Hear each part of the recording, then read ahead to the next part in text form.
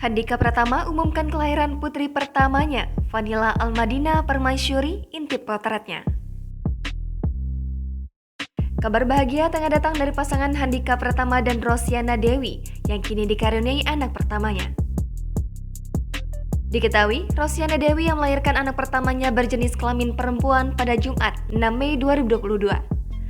Hal ini diumumkannya melalui unggahan akun Instagram pribadi @handikapratama20 pada Jumat 6 Mei kemarin yang tengah memperlihatkan potret persalinan sang istri. Tak hanya itu, dalam unggahan tersebut suami Rosyana Dewi mengumumkan nama sang putrinya. Handika juga turut membeberkan berat badan dan panjang badan sang anak. Handika Pratama tak lupa mengucapkan terima kasih kepada seluruh dokter yang turut membantu persalinan sang istri. Dan tak lupa, ia juga berterima kasih kepada tim yang telah mengabadikan momen persalinan ini.